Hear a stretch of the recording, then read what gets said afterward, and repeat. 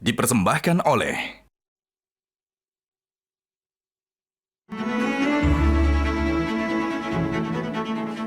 Malam ini Bapak kami mau makan bersama.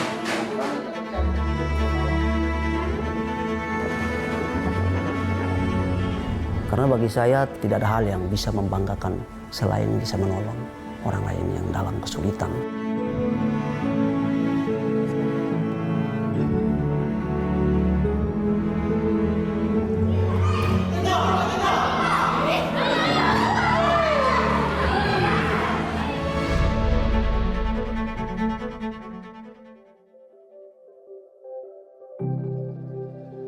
Provinsi Nusa Tenggara Timur yang terdiri atas banyak pulau dan suku memiliki budaya masyarakat yang beragam.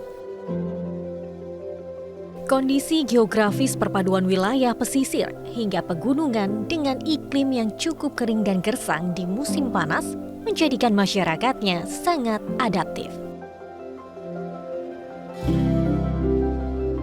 Perjuangan tiap keluarga untuk mengasuh anak hingga memasuki dunia pendidikan pun terasa begitu sulit, khususnya bagi mereka yang ingin berjuang hidup sejak anak-anak untuk mencari pengalaman dari daerah ke kota besar seperti di Kupang ini. Tetapi dengan karakteristik masyarakatnya yang tegas, pemberani, dan memiliki semangat kerja yang tinggi hingga menghargai kehidupan keluarga, tentunya menjadi tantangan tersendiri. Kehidupan perkotaan yang keras dan kompetitif bagi anak-anak yang berasal dari daerah harus dibarengi dengan jamahan tangan dingin bagi pembimbingnya. Sejak dini anak-anak sudah harus memiliki fondasi iman yang kuat, menjalani pendidikan serta memiliki karakter dan mental yang diterapkan oleh orang tuanya. Namun bagaimana dengan anak-anak yang sulit untuk mendapatkan hal tersebut? Menjalani hidup di panti asuhan akhirnya membawa seorang perwira pertama Polri di Kupang memiliki hati kembali membangun sebuah tempat untuk menampung anak-anak yang membutuhkan dengan nama Panti Asuhan Generasi Pengubah. Disinilah Ibda Yunus Laba yang bertugas di Direktorat Tahti Polda NTT mengasuh sekitar 100 anak, memberi makan, menyekolahkan hingga perguruan tinggi, bahkan sampai berkeluarga. Inilah suasana panti asuhan generasi pengubah. 119 anak dari usia 2 hingga 21 tahun menjalani hidup disiplin di sebuah tempat penuh kasih dalam asuhan Ibda Yunus Laba.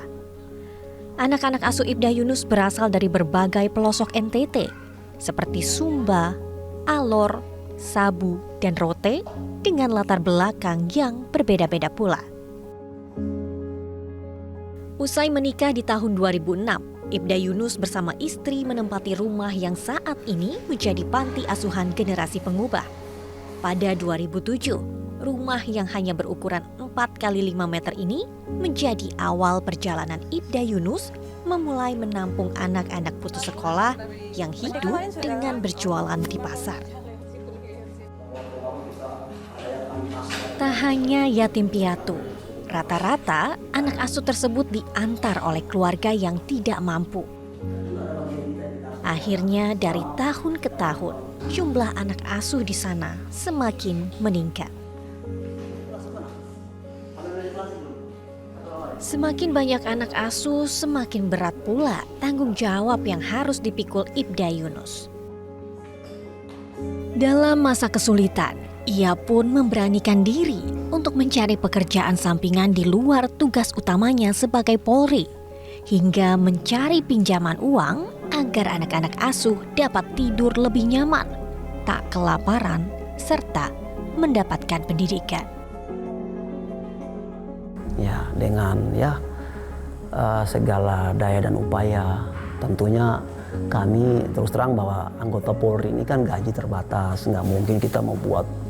Akhirnya ya larinya ke pinjam di bank. Lalu datang lagi ke Polda yang berikutnya juga supportnya begitu tinggi sebagai pimpinan. Ya saya merasa seperti orang tua sendirilah pimpinan di Polda NTT. Terus datang lagi pimpinan yang baru sama juga sampai kepada pimpinan yang baru pensiun kemarin, mungkin saya boleh sebutkan namanya, Bapak Irjen Pol Dr. Antoni Yasaloma. Support para pemimpin begitu luar biasa. Peran dan dukungan istri Ibda Yunus sangatlah berpengaruh dalam membimbing anak-anak asuhnya. Marcelina Balilaba mau merendahkan hati untuk berhenti bekerja sebagai guru dan menjadi mama 24 jam bagi anak-anak panti asuhan generasi pengubah.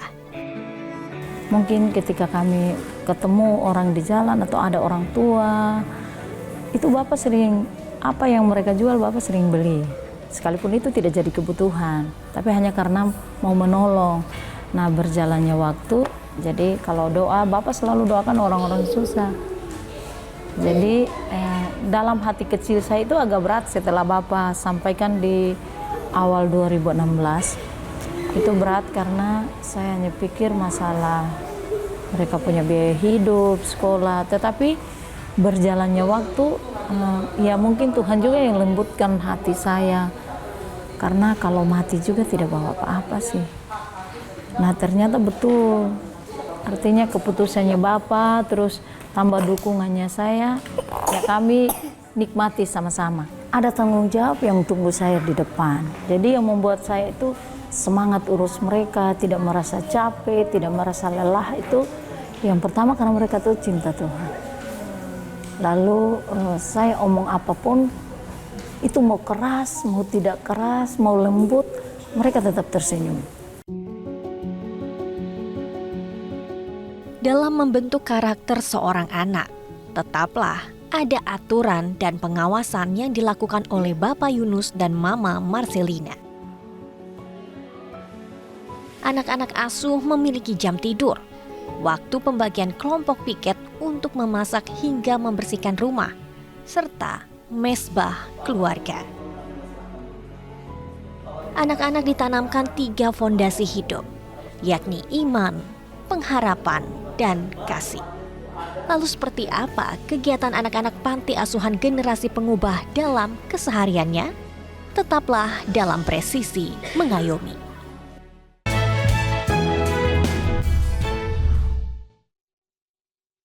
Dipersembahkan oleh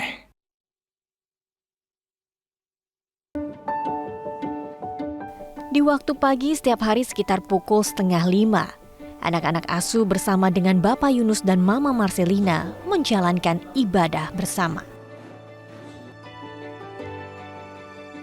Dilanjutkan dengan kewajiban mereka merapikan tempat tidur, sarapan, dan menyediakan bekal untuk makan siang anak-anak asuh di sekolah. Banyak banget ya Bu anaknya, bisa dibilang 90, angka yang tidak sedikit. Bagaimana Bu bisa membiayai mereka sekolah juga? Kan sekolah mahal Bu. Di sana memang kami free semua, biaya pendidikan free, cuma pakaian seragam, terus kalau ada buku-buku yang kami harus fotokopi, itu memang kami bantu. Terus ada beberapa sekolah swasta juga yang ada di Kota Kupang, ada SMA Sudirman. Kebetulan kepala sekolah dulu saya ngajar di situ, beliau juga kasih kami hanya bayarnya 25%. Ya, jadi kalau yang mahasiswa itu yang di UPH mereka jalur beasiswa. Pada lebih dari 6 orang bisa ke UPH. Di sela jam istirahatnya, Ibda Yunus Laba menyempatkan diri untuk menjemput beberapa anak asuh yang masih duduk di sekolah dasar.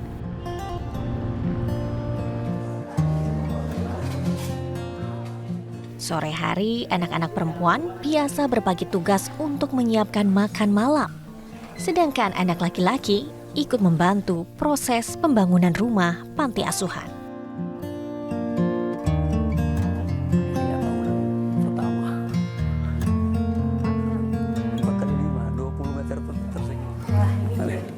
Saksi pertama ya Pak. Ya, saksi Bapak pertama. tinggal di sini. Siap. Ini luas bangunannya berapa Bu Bapak? Ya, jadi ini luas bangunannya 4 kali 5, jadi 20 meter persegi.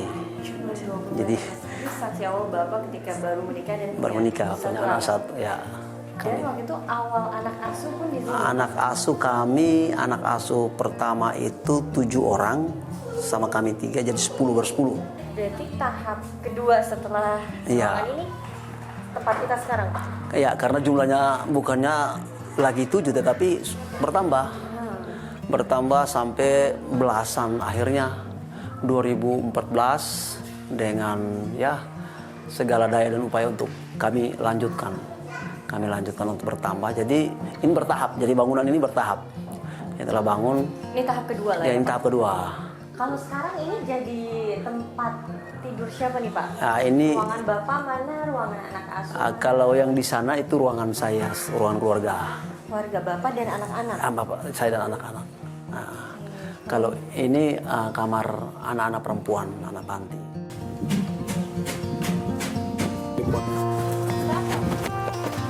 Kebetulan lokasinya kecil sehingga kita bangunnya ke atas. Jadi terus terang bahwa ini saya harus jujur lah, artinya pimpinan saya juga support untuk membantu membangun. Membantu pembangunan Ya, panti pimpinan yang asuhan. sekarang. Rencana pembangunan untuk aula. Jadi kegiatan memang ini aula, tempat doa, tempat belajar, tempat kegiatan mereka di sini. Ya, ini ya, Pak. Nah, ini yang kecil ini. Iya, yang lagi membantu iya, juga dia ya, bantu Pak. tukang. Dia. Jadi Jadi nanti aula. aula. Kalau ini aula yang sekarang. Aula yang sekarang ini nanti dijadikan kamar perempuan karena perempuan banyak. Berbagai usaha dan cara terus dilakukan Ibda Yunus untuk mendapatkan penghasilan tambahan. Berkebun, beternak, hingga menjual masakan di bazar pun ia lakukan demi kelangsungan hidup anak-anak di panti asuhannya. Ibda Yunus bahkan berani meminjam uang untuk membeli lahan perkebunan sekitar 5 hektar. Kebun tersebut dikelola bersama dengan anak-anak asuhnya untuk menanam kangkung, sawi putih, dan jenis sayuran lainnya. Hasilnya pun dijual untuk memenuhi kebutuhan sehari-hari anak asuh. Dukungan banyak didapatnya dari sosok yang telah berjasa bagi diri Ibda Yunus sejak masih tinggal di panti asuhan. Bagaimana tanggapan dari Pak Bobi dan keluarga melihat apa yang dilakukan oleh Pak Yunus? Ya, tentu kita tahu panggilan hatinya, dan karena kita sudah berada sama-sama di pelayanan ini ya kepada anak-anak. Kita di NTT, tentunya di Timor banyak sekali anak-anak yang tidak bernasib begitu baik ya. Sehingga kami sangat mendukung itu, dan kami sekeluarga tentu dalam beberapa hal dan banyak hal kita mendukunglah adanya panti asuhan ini, dan khususnya panggilan dari Pak Yunus ini untuk membangun panti asuhan. Karena sebenarnya beliau tidak serta-merta langsung begitu, tetapi sebenarnya beliau sudah mulai dari beberapa orang, beliau sudah kumpul di rumahnya gitu kira-kira, sehingga kemudian diresmikan dan semakin banyak anak-anak, semakin banyak yang bergabung di panti asuhan itu dan bisa membina semakin banyak anak-anak. Oke, lalu adakah bentuk saling dukungan gitu antara Pak Bobi dan keluarga dengan Pak Yunus dengan panti asuhan? Ya, satu hal yang saya apresiasi juga bahwa beliau tahu bahwa bukan hanya semata-mata kita mendonasi atau membantu, tapi beliau pun menawarkan kerjasama di mana beliau itu di luar dari jam kerja, beliau membantu. Kebetulan saya kan bisnisnya developer, ya kami punya banyak security. Nah, beliau juga melatih para security kami di luar dari jam kerja kantornya, biasanya di sore hari. Dan itu sangat baik sekali karena kami memiliki cukup banyak security yang kemudian mereka menjadi lebih disiplin, mereka lebih terlatih, dan ya kalaupun itu penghasilan beliau, saya tahu bahwa penghasilan beliau toh untuk menghidupi anak-anak yang dia hidupi juga. Di malam hari sebelum makan bersama, anak-anak kembali melakukan ibadah bersama-sama. Setiap anak yang sudah lebih dewasa akan bergantian untuk menyampaikan firman Tuhan yang diajarkan oleh Ibda Yunus. Ibadah pun ditutup dengan doa bersama yang dipimpin oleh dirinya. Usai ibadah, barulah anak-anak makan malam. Mereka diajarkan disiplin untuk makan secara bersamaan. Ibda Yunus Laba memiliki hati seorang bapak yang beriman, tegas dan disiplin. Bertugas sebagai anggota Polri, ia pun tak berhenti mengayomi anak-anak asuhnya.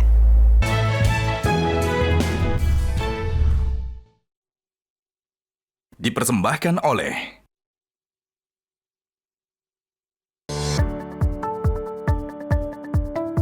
Polda NTT menjadi tempat satuan tugas bagi Ibda Yunus Laba. Pria kelahiran Alor 12 Januari 1984 ini memiliki jabatan sebagai Kanit Pemeliharaan Tahanan Direktorat Perawatan Tahanan dan Barang Bukti atau Dit-Tahti.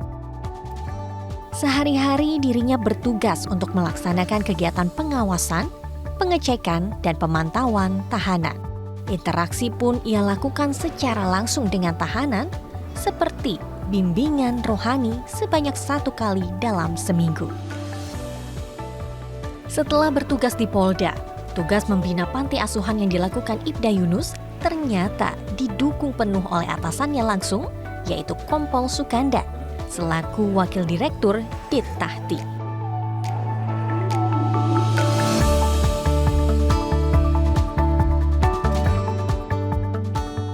Sebagai pimpinan tertinggi di Mapolda, Kapolda NTT pun mendukung akan tindakan Ibda Yunus tersebut. Menurut Irjen Pol Daniel Silitonga, Ibda Yunus telah menjalankan poin-poin Commander Wish yang sudah dirumuskannya. Menurut Bapak seperti apa sosok Ibda Yunus ini? Saya kira sebelum saya sampai di sini dia sudah melakukan tugas itu. Itu menjadi contoh yang baik dari apa yang saya berikan kebijakan itu. Misalnya dia melayani masyarakat. Ketika saya datang ke tempat dia, saya lihat bahwa masyarakat yang dilayani itu adalah orang-orang yang memang yang Membutuhkan ya Pak, ya, bisa dibilang orang-orang juga. yang dalam tanda kutip mereka memang kurang ya. Jadi dia kumpulkan, dia bina, dia didik di panti asuhan yang dia buat. Kemudian dia ajar dari hari ke hari. Nah, memang konsekuensi logis dia membutuhkan kebutuhan pangan ya untuk anak-anak ini kan. Oleh karena itu saya berwawancara sama dia, apa yang kamu lakukan? Memang dia lakukan tugas-tugas lain di luar dinas ya. Dia bisa menjadi contoh itu. Dan lama saya diskusi sama dia, kecontohan apa yang bisa kamu berikan kepada anak-anak ini yang banyak. Dia dari hasil diskusi yang kami lakukan pada saat ini, Pak, saya lakukan ini kalau untuk makan saya sih saya kan ada gaji, dia bilang. Tapi kan saya harus menunjukkan kepada mereka ini kalau untuk hidup itu kita harus berjuang. Ini harapan saya agar seluruh anggota Polri ini yang bisa mengabdikan dirinya, bisa menjadi tauladan kepada masyarakat ini dan bisa menjadi pengaruh yang baik kepada masyarakat. Dan tidak hanya dalam pakaiannya saja, tapi tindakan dan hatinya itu bisa dilihat oleh masyarakat. Ibda Yunus pun membutuhkan penopang atau kekuatan untuk tetap semangat mengasuh anak-anak panti asuhan generasi pengubah. Ia pun mendapatkan sosok mentor dan bapak rohani yang terus memberikan pemahaman hidup. Oke Pak, maka itu yang saya ulang-ulang ke Pak Yunus, tetap cinta Tuhan. Tetap mengasihi anak-anak dan mengasihi Tuhan, mengasihi sesama, itu tidak boleh hilang. Lalu tetap rendah hati. Dan jangan takut, apapun yang dibutuhkan Tuhan tolong, walaupun tidak mudah. Makin dari makin baik, sehingga beliau pun bisa mendidik bukan cuma dengan ngomong, tapi dengan teladan hidup. Mereka lihat, wah Pak Yunus ada perubahan. Perjalanan Ibda Yunus dalam membantu anak yang membutuhkan hingga terbentuknya panti asuhan ternyata juga disaksikan oleh tetua adat setempat di Kelurahan Belo. Bapak pertama kali mengetahui Pak Yunus memiliki hati gitu untuk anak-anak panti itu seperti apa, Pak? Dari awal itu sebelum dia jadi polisi pun juga sudah tahu saya. Sudah mengenal sosok Sudah mengenal sosok Pak Yunus, bahwa Pak Yunus ini dulu termasuk anak panti lah. Tapi saya tahu bahwa Pak Yunus ini seorang polisi tetapi kok bisa masuk di panti asuhan, sedangkan membina anak panti ini bukan gampang, susah. Tapi ya namanya anak mau dididik dari awal kecil sampai sudah terbawa ke dewasa, apalagi sudah istri anak sudah ada, disitulah dia ada punya motivasi untuk merangkul kembali anak-anak panti yang lain yang susah begitu. Membangun panti asuhan generasi pengubah dilakukannya dengan hati oleh Ibda Yunus. Tak ada perbedaan antara anak-anak kandung dan anak-anak asuhnya. Bersama sang istri dan keempat anaknya, tinggal bersama menjadi satu kesatuan sebuah keluarga. Jadi dia wataknya mirip-mirip saya dengan Bapak. Jadi kayak mungkin kalau kami makan sering kalau panggil makan bareng dia tidak mau. Dia lebih banyak dengan adik-adik kakak-kakaknya yang di panti. Terus kalau makan juga, contohnya mungkin saya dengan Bapak keluar, karena mungkin sudah tidak bisa, mungkin rasa lapar, kami singgah makan, tapi pasti apa yang kami makan itu pulang pasti akan bawa kasih mereka semua. Apa yang kami makan pasti mereka nikmati. Berarti tidak ada perbedaan, membedakan tidak juga ada. antara anak dan anak Iya. asuh pun tidak ada. Kasih sayang dan harapan yang diberikan Bapak Yunus dan Mama Marcelina dapat membawa anak-anak asuhnya hingga ke jenjang perguruan tinggi ternama di Jakarta. Bahkan hingga berhasil mendapatkan pekerjaan. Salah satunya Magdalena yang saat ini berprofesi sebagai guru. Semuanya difasilitasi oleh Bapak dan Mama di sini, mulai dari makan, minum, sekolah. Bersyukurnya saya dapat beasiswa. Pada saat kuliah dapat beasiswa, jadi orang Bapak dan Mama di sini tidak terlalu banyak untuk mengeluarkan uang. Satu hal yang orang lain tidak dimiliki adalah hati. Hati mengasihi, hati memberi, melayani, itulah yang orang lain tidak ada miliki. Perbuatan kasih tak terhingga kepada anak-anak yang membutuhkan membawa Ibda Yunus Laba mendapatkan 2 penghargaan, yakni penghargaan Pin Emas oleh Kapolri tahun 2020, serta piagam penghargaan Kapolda NTT pada 2022 di masa jabatan Irjen Pol Setio Budianto. Satu hal yang dipercaya oleh keluarga Ibda Yunus Laba, walaupun kesulitan demi kesulitan kerap dijumpai dalam mengurus 119 anak asuh, tapi tak sekalipun kesulitan itu membawanya ke titik terendah. Sebagai ibu bayangkari, Marcelina Laba pun menikmati setiap proses dan tetap mengasihi anak-anak. Perjalanan iman, pengharapan, dan kasih di panti asuhan generasi pengubah akan selalu membuka pintu-pintu pertolongan dari apa yang tak pernah terpikirkan oleh keluarga Ibda Yunus Laba. Bersama sang istri, Ibda Yunus akan terus mengayomi anak-anak yang membutuhkan. Tanggung jawab membina panti asuhan berhasil dilakukan oleh Ibda Yunus karena terpanggil untuk melayani masyarakat dengan sepenuh hati. Berjalan maju menabur benih akan pulang dengan bersorak-sorai.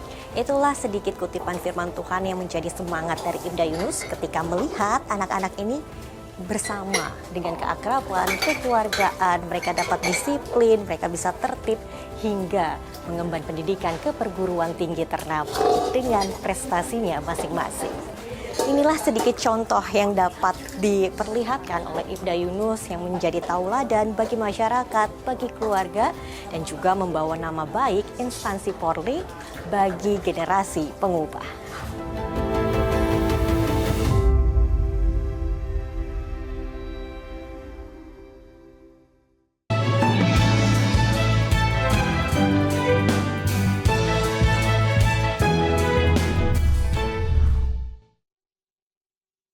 Dipersembahkan oleh Jelajahi cara baru mendapatkan informasi. Download Metro TV Extend sekarang.